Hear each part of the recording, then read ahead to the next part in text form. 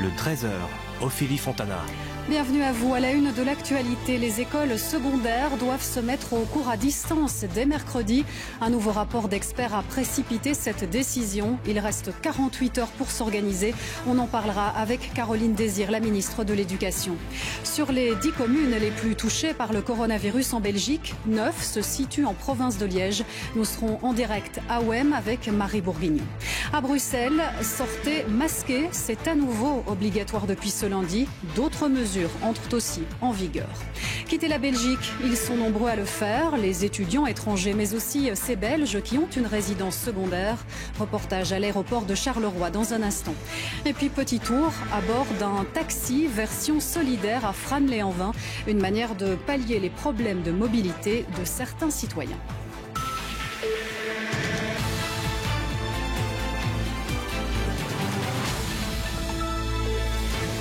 Bonjour, j'espère que vous allez bien. Changement de dernière minute donc dans les écoles secondaires. Les cours seront donnés à distance dès mercredi et jusqu'à vendredi, veille du congé d'automne. Cela laisse donc très peu de temps aux professeurs et aux élèves pour s'organiser. Benjamin Carlier s'est rendu dans plusieurs établissements namurois. L'école à distance, une pratique devenue une habitude dans cette école secondaire de 1200 élèves. Ce matin, 3 élèves confinés chez eux assistent aux cours de maths de 3e secondaire via leur écran d'ordinateur. Pas de stress donc pour leur professeur qui doit subitement donner ses cours à distance fin de cette semaine. Ils vont se connecter depuis leur smartphone, je vais répondre à leurs questions et puis je leur donnerai des exercices à faire chez eux et puis on verra un petit peu comment ça se passe.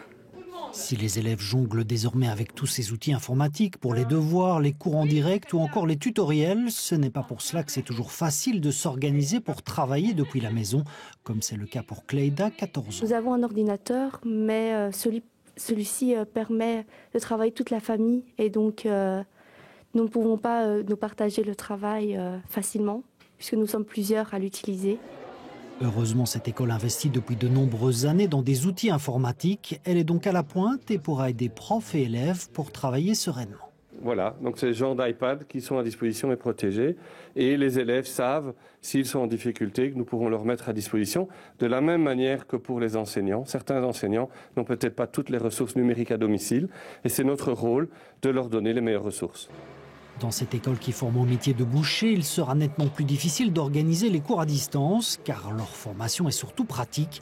Dans l'urgence, leur professeur de boucherie a imaginé un exercice à réaliser à la maison et qu'ils devront ensuite prendre en photo. On va leur demander de pouvoir préparer certaines spécialités, je vais dire comptoir, c'est-à-dire peut-être évoluer sur différents steaks hachés, aussi bien à l'ardennaise, au potiron, ou aussi sur des pains de viande. Normalement, le lundi matin, ce frigo est rempli de morceaux de viande pour apprendre aux élèves à découper.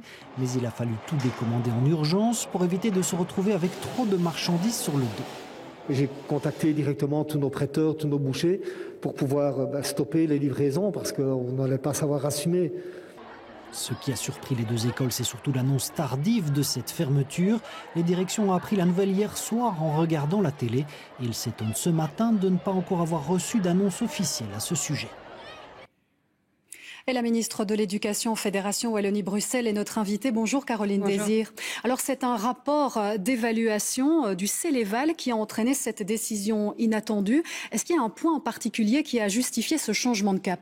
Oui, d'abord, je voudrais vous dire qu'évidemment, on aurait préféré pouvoir poursuivre ces 5 jours qui nous restaient jusqu'aux vacances de Toussaint en présentiel. Je vous ai expliqué à quel point pour nous c'est important la présence des élèves à l'école. Maintenant, on a reçu hier à 16h30 un nouveau rapport des experts sanitaires qui simplement nous alerte sur la situation générale. Vous l'avez dit, à Liège, à Bruxelles, dans le Hainaut, on est au bord de la saturation des hôpitaux et donc ils se sont repenchés dans ce contexte d'épidémie galopante sur la situation de l'enseignement et ils nous ont demandé de faire un effort supplémentaire. Et où est le problème alors ? C'est au niveau des élèves où ça se propage ou c'est au niveau des professeurs ? En fait, et c'est très intéressant dans leur rapport, ils rappellent bien que pour eux, les écoles ne sont pas le moteur de l'épidémie. On constate peu de cas de contamination secondaire au sein des écoles.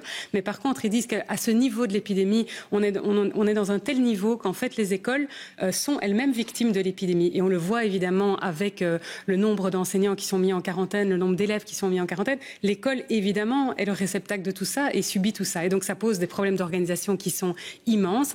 Mais vous vous souvenez qu'on avait décidé de prolonger la période de Toussaint de 12 jours. Ils se sont dit, mais ici, il y a une idée. Pourquoi est-ce qu'on n'étendrait pas cette période un petit peu à 15 jours pour permettre un vrai reset de notre système, permettre de reconstituer les équipes enseignantes, etc. et permettre de repartir sur un meilleur pied pour la suite de l'année. Donc c'est vraiment l'idée. Pourquoi est-ce que ça arrive si tard? Parce qu'il y a eu des prises de décision depuis vendredi. Pourquoi ça arrive là dimanche fin de journée? Vous voyez, on a durci les décisions au fur et à mesure en se disant on n'est pas encore dans un reconfinement total. On a essayé de préserver les secteurs, d'abord la santé évidemment, puis l'éducation au maximum. Et puis à un moment donné, on a un nouveau signal qui nous dit on a besoin de votre aide encore. Est-ce que vous pouvez anticiper de quelques jours cette pause dans l'enseignement en visant principalement le secondaire parce que c'est là que c'est le plus difficile à gérer. Ce sont des plus grosses structures. On sait la différence entre les élèves de moins de 12 ans et de plus de 12 ans en termes de contamination. Et donc on a embrayé sur cette demande vraiment pour essayer d'aider à la fois à ralentir la propagation de l'épidémie et en cascade évidemment à ralentir les admissions des hôpitaux. Donc nous le comprenons, c'est une sorte de signal d'alarme qui est lancé. Cela dit, certains directeurs nous disent c'est pas possible d'être prêt pour mercredi. Vous leur répondez quoi? Mais d'abord, je leur réponds que je suis vraiment désolée qu'ils aient eu à nouveau à apprendre ça hier soir dans les médias. Je vous dis, on a reçu nous-mêmes le rapport à 16h30. On a dû réagir dans l'urgence. Et malheureusement, on est obligé tous les jours de réadapter nos décisions. C'est extrêmement difficile. Et pour eux, en cascade, c'est encore plus difficile. Ils ont préparé, on le voit dans vos reportages. Certains, mais pas tous. Depuis le mois de septembre, on leur a demandé de préparer une stratégie d'hybridation parce qu'on craignait quand même un moment de se retrouver dans cette situation. Donc, on est déjà beaucoup mieux prêt qu'au mois de mars. Ce ne sera pas parfait partout, certainement. Ici, on est dans l'urgence. Effectivement, en 2 jours, on ne peut pas leur demander l'impossible. Et ça nous permettra après d'avoir cette période de 12 jours pour réfléchir à comment on organise la rentrée, en se disant que dans le secondaire, on va vers un système hybride, alternant le présentiel et la distance. Nous vous retrouverons dans un instant, Caroline Désir, pour réagir aussi à la fermeture de certaines écoles à Moucron. Là-bas, tous les cours sont suspendus depuis ce matin. Thomas Deschamps, vous êtes sur place. C'est une décision qui a été prise en raison d'une situation sanitaire très critique dans la région. Oui, tout à fait. Ophélie, ici à Moucron, le nombre de cas détectés est passé de plus ou moins 500 avant la rentrée scolaire à plus de 2500 aujourd'hui. Les autorités communales avaient donc annoncé ce week-end, à la surprise générale, qu'elles fermaient toutes les écoles une semaine avant les vacances de Toussaint. Ce lundi matin, c'était donc le moment pour les élèves et les parents d'élèves, parfois, de venir rechercher les affaires de classe pour pouvoir continuer de travailler depuis la maison, car ce n'est pas non plus la fin des cours. Il va falloir continuer à travailler de chez soi. Et des garderies ont été mises en place pour les familles qui n'auraient pas trouvé de solution. Mais c'est donc un petit peu une situation qui préfigure, si vous voulez, ce qui va se passer pour l'ensemble de l'enseignement secondaire à partir de mercredi, puisque vous l'avez dit, celui-ci va passer en distanciel. Je vous propose d'écouter un petit peu les réactions de Moucronois que nous avons rencontrés ce matin, entre soulagement et inquiétude. Écoutez-les. Je suis venue récupérer les affaires qu'il avait laissées en classe. Et j'ai su qu'il allait pouvoir faire cours à la maison. Donc, on va essayer de s'habituer, de s'adapter. Je pense que c'est un soulagement ici à Moucron. Pour non seulement pour les parents, mais je crois que pour les professeurs aussi, ça devenait vraiment dur, quoi. Ça fait bizarre. Et puis, moi, j'ai peur que ça ferme pour toute l'année. Je me demande toujours, est-ce que ça va s'arrêter ou pas, ou est-ce que ça va continuer? Enfin, on sait pas, c'est tout flou. Je me demande comment ça va durer, si ça va durer autant de temps qu'avant, ou plus, ou moins, comment ça va s'organiser aussi. Enfin, il y a plein de questions que je me pose par rapport à ça. Merci pour ces réactions, Thomas Deschamps. Et nous allons faire réagir la ministre Caroline Désir. Alors c'est vrai qu'on le voit, ça crée des situations particulières, des questionnements. Et puis il y a le point de la fracture numérique. Il y a des enfants qui, chez eux, n'ont pas d'ordinateur. Comment vont-ils faire pour apprendre correctement? Bon, il faut différencier la situation maintenant dans les 3 jours dont on parle, mercredi, jeudi, vendredi, de la situation qu'on devra organiser pour après les vacances de la Toussaint. Effectivement, vous avez vu, il y a un peu de débrouille. On utilise les smartphones notamment pour faire l'enseignement à distance. On peut aussi prévoir des cours sur format papier. On peut encore travailler comme ça aussi quand il n'y a pas de possibilité. Maintenant, dans l'immédiat, le but est vraiment de suspendre la présence physique des élèves à l'école. Et donc, on s'organisera rapidement effectivement pour les 3 jours prochains. Pour la rentrée, par contre, on a toujours prévu que des élèves de secondaire puissent être accueillis au sein de leur établissement dans un local informatique, un CDI, etc. Parce que effectivement, l'équipement reste une difficulté. Mes collègues Frédéric Dardenne et Pierre-Yves Géolet ont débloqué 20 millions d'euros pour équiper les écoles avec un stock d'ordinateurs portables pour ces cas-là. Mais voilà, ça prend encore du temps. Équiper l'ensemble des élèves, c'est très très difficile. Vous imaginez, il y en a 900 000. On n'arrivera pas ça du jour au lendemain. Donc on doit trouver d'autres systèmes, y compris d'accueillir tous les élèves qui ne bénéficieraient pas d'un ordinateur individuel à la maison, leur permettre de pouvoir aller à l'école. Si après le congé de novembre, ça ne va pas mieux, on fait quoi? On poursuit comme ça en distanciel? Mais d'abord, évidemment, vous comprendrez que je reste très prudente parce qu'on doit analyser. J'imagine que vous anticipez. On anticipe bien sûr au maximum de ce qu'on peut avec les acteurs dans le dialogue, etc. Mais chaque jour, la situation évolue. Donc, on espère, évidemment, dans le meilleur des cas de figure, que la courbe s'aplatit et qu'on peut reprendre plus ou moins comme maintenant à partir du 12 novembre. Mais sans doute qu'on va devoir mettre en œuvre en secondaire de l'enseignement hybride, c'est-à-dire avec une présence minimale qui nous permet cet échange entre enseignants et élèves qui est fondamental, et un peu d'enseignement à distance pour réduire le volume d'élèves présents en même temps dans les écoles secondaires. Je rappelle que ce sont souvent des grosses écoles et donc c'est plus difficile à organiser. Il faudra faire preuve de beaucoup de souplesse. Merci beaucoup, Madame Caroline Désir, d'être venue dans ce journal. Et ces différentes décisions, en tout cas prises à tout niveau ces derniers jours, elles sont bien sûr guidées par les chiffres du Covid-19. Aucun signe d'accalmie ne se manifeste pour l'instant et dans les hôpitaux, la situation se complique d'heure en heure. Les précisions avec Dominique Dussin. Les chiffres du jour restent mauvais en ce début de semaine. Il est encore trop tôt pour voir une réelle amélioration engendrée par les décisions de ces derniers jours. Il y a une certaine diminution ou un certain retard dans l'augmentation des nouvelles infections. On va en discuter dans quelques instants. Mais par contre, les hospitalisations et les décès continuent à augmenter. En moyenne, la semaine dernière, on a réalisé 80 000 tests quotidiens, ce qui a donné en moyenne 12 491 cas positifs par jour. Mais ce qui est surtout inquiétant, c'est le nombre d'hospitalisations. Ces 7 derniers jours, il y a eu 468 nouvelles admissions quotidiennes. 4 827 patients sont actuellement hospitalisés, dont 757 en soins intensifs. Cela reste en dessous des capacités, mais le personnel hospitalier est, lui, sous forte tension. On a actuellement un absentéisme important lié à la maladie, lié au confinement, lié à la quarantaine au niveau du personnel de santé. Cet absentéisme atteint 10 à 30%, donc c'est absolument considérable et un lit ne peut pas fonctionner sans du personnel autour. Ce sont toujours les provinces de Liège, du Hainaut et Bruxelles qui restent les régions les plus touchées, mais la Flandre a le plus haut taux d'augmentation et pourrait rattraper le sud du pays. La semaine dernière, au niveau national, on a enregistré en moyenne 42 décès par jour. Un nouvel appel a été lancé pour que l'on diminue ses contacts sociaux et que l'on ne cherche pas à contourner les règles, histoire de profiter des vacances de la Toussaint pour voir baisser les chiffres.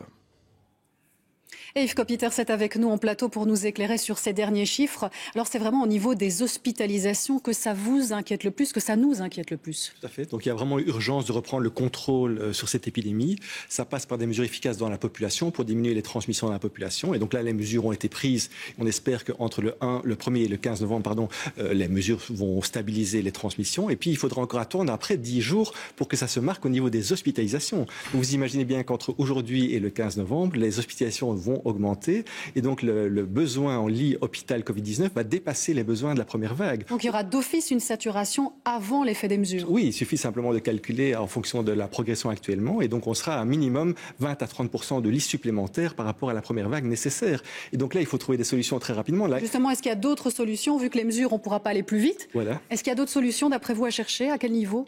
Donc d'abord, il faut que la solidarité entre hôpitaux pour l'instant fonctionne et donc il faut un cadre contraignant pour que les transferts entre hôpitaux se passent. Je pense qu'il faut voir dans les pays limitrophes où est-ce qu'il y a de la place. En Allemagne, et donc la coopération européenne est très importante pour éventuellement amener des malades en dehors de nos frontières. Et puis je pense que par exemple, il faut être innovant sur par exemple les hospitalisations à domicile. Il faut renforcer les soins ambulatoires. Imaginez plus d'hospitalisations à domicile pour des cas qui ne sont pas trop graves. Et puis, alors je pense qu'aussi la solution, c'est de trouver un endroit pour mettre des lits complémentaires. Les hôpitaux de campagne. Oui, voilà, de ce type-là, comme MSF l'avait proposé lors de la première vague, comme ça se voit actuellement en Pologne, en Espagne. Donc donc on ouvre des lits, que ce soit à Tour et Taxi, dans l'ancien site de l'OTAN ou n'importe quoi, mais qu'on puisse accueillir des malades qui ne sont pas des malades de soins intensifs, mais des malades qui ont des complications pour une prise en charge, en tout cas pour pallier à ce manque de lits. Alors je sais que c'est très compliqué en termes de personnel, mais là il faut trouver des ressources complémentaires par rapport à ça. Voilà, pour des pistes de solutions, nous vous retrouverons dans un instant, Yves Copiters. En tout cas, la province de Liège est aujourd'hui celle la plus touchée à l'échelle nationale. Et si nous y regardons de plus près, certaines communes se démarquent, comme celle de Wem. Le bourgmestre a d'ailleurs pris des mesures complémentaires car il a bien identifié les sources de contamination. Reportage de Marie Bourguignon. Depuis 2 semaines, dans la commune de Wem, on compte près de 300 personnes contaminées par le coronavirus, soit 2% de la population, un chiffre élevé qui serait dû à la tenue de festivités qui ont eu lieu ces derniers jours. Il y a eu un certain nombre d'activités dans la commune et communes voisines qui ont fait que il y a eu des rassemblements, peut-être en ne respectant pas toujours toutes les normes, je n'y étais pas pour le contrôler, mais disons que ça correspond plus ou moins à ces moments-là. Parmi ces festivités, une kermesse dans un village voisin, mais aussi un café d'enterrement lors duquel les mesures de distanciation sociale n'auraient pas été correctement respectées. La commune a donc pris les choses en main. Déjà la semaine dernière, jeudi, nous avions décrété que tout ce qui était balade Halloween, tout ce qui était feu de la Saint-Martin était supprimé.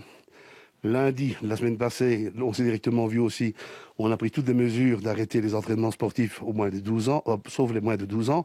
On a pris toutes les mesures pour empêcher tous les rassemblements, les sociétés musicales, les sociétés culturelles et tout ça, pour empêcher que le contact se perpétue. Et disons que, on espérait que ça se calme plus vite, mais ce n'est pas gros le cas. Bonne nouvelle tout de même, à Wem, les cas Covid ne sont pas des cas graves et les personnes âgées en maison de repos restent très épargnées.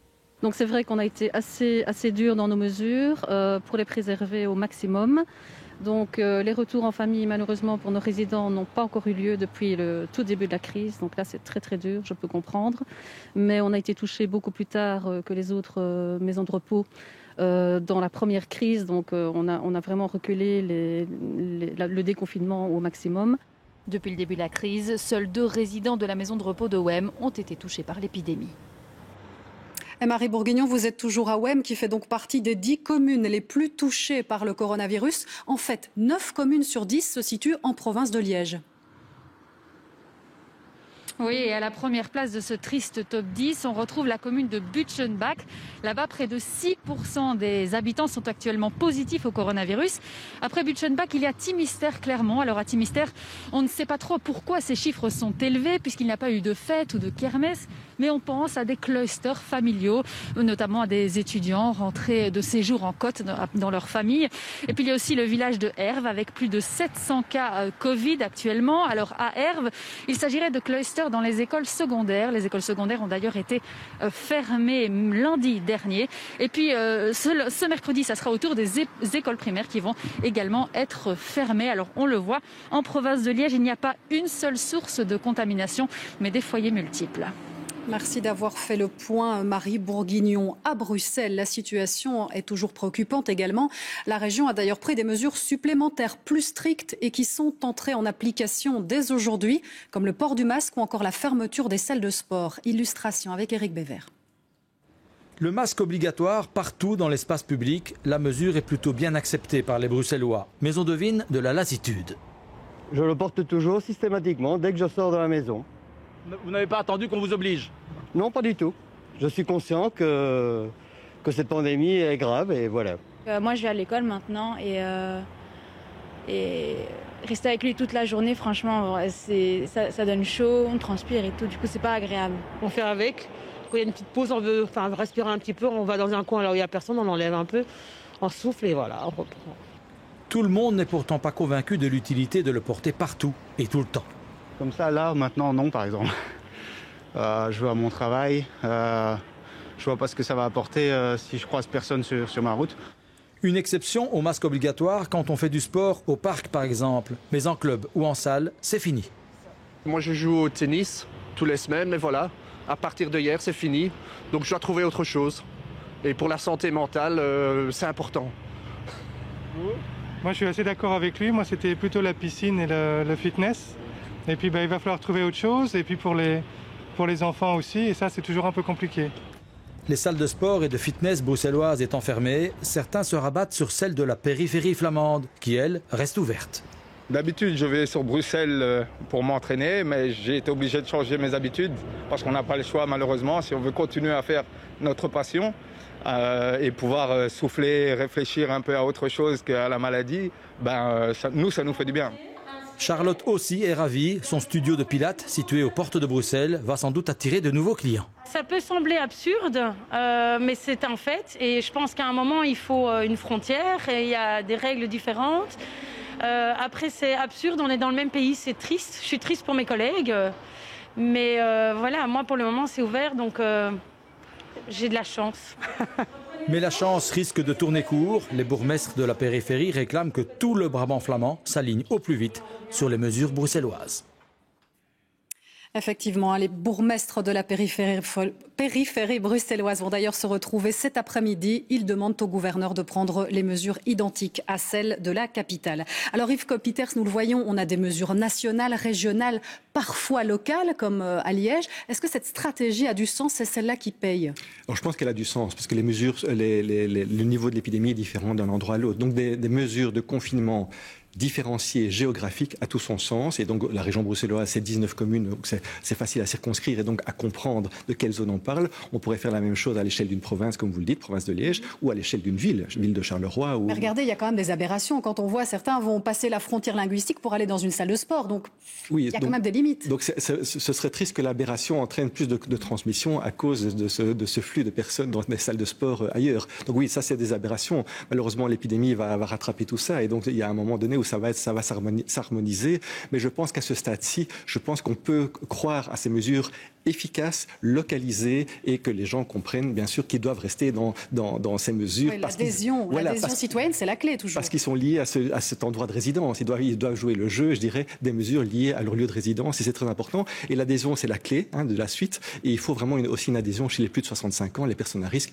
Et donc vraiment le message, c'est que vraiment ce groupe-là fasse un effort particulier, je crois, pendant cette période un peu critique. Merci beaucoup Yves Copiters pour cet éclairage. Et puis ne manquez pas aussi question en prime ce soir pour d'autres développements sur cette actualité coronavirus. Ce sera juste après le 19h30.